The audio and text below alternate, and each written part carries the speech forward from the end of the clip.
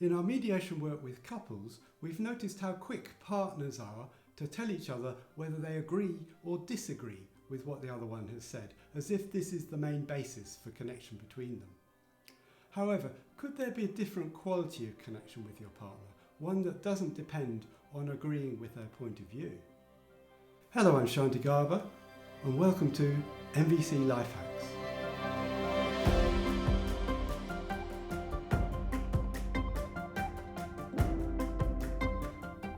In this life hack, we're going to explore a different quality of connection that doesn't depend on agreeing with your partner as a way of getting connection and, of course, love. I'd really like more help around the house. I wonder if we could talk about what you could do. Now, Jackal, before you respond, I wonder if we could just check we're on the same page here. Could you say what you've heard? Yes, but well, Jackal, I wonder if we could just separate out two things here. One is agreeing or disagreeing with what you've heard, and the other one is just saying what you've heard. Acknowledging is different from agreeing. It's not the same as agreeing. They're two separate things. Oh? Generally speaking, people want understanding and acknowledgement for the impact on them. And this is the first phase of any restorative conversation. Once they have a sense that they've been heard and understood, they may be open to hearing your perspective, not before. The principle is that people who get heard are more likely to listen. And we've noticed how quick couples are to tell each other whether they agree or disagree. If agreement is a necessary condition for connection, does that mean that the rest of the time you're disconnected? And how much of the time is that? So it seems like if you agree, that gets you connection. And if you disagree, that means disconnection. However, this can create a lot of tension in a partnership. If you only get connection when you agree with your partner about something, it puts a lot of pressure on agreeing. And this might lead to a loss of integrity or resentment, a build-up of resentment. Now, why doesn't agreeing with someone create a secure connection? Well, agreeing or disagreeing with them seems to be part of the blame game. As we know by now, the blame game is about deciding who's right and who's wrong. Whose fault is it? It's about apportioning blame.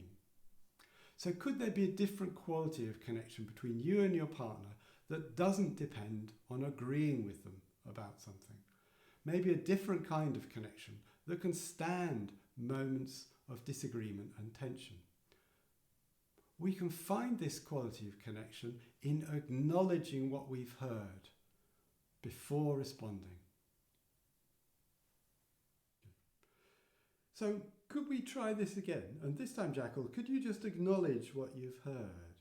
Okay, well, I'll give it a go. So I'd really could do with some help around the house, and I wonder, could we talk about what else you could do? Now, Jackal, before you respond, I wonder if you could just acknowledge what's in Giraffe's heart without hearing it as blame or criticism of yourself.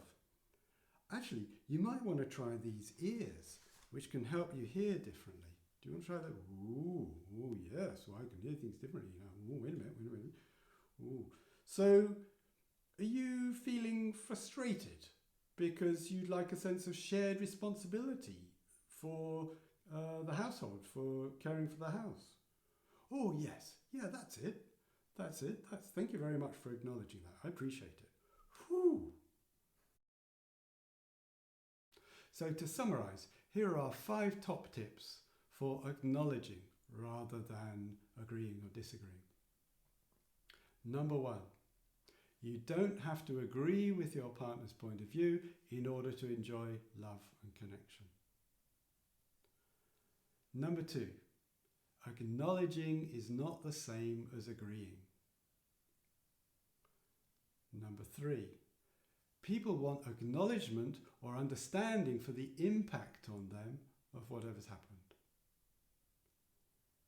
Number 4, people who get heard are more likely to listen. And number 5, You can enjoy this deeper quality of connection with your partner by acknowledging what you've heard before responding to them. That's it for now.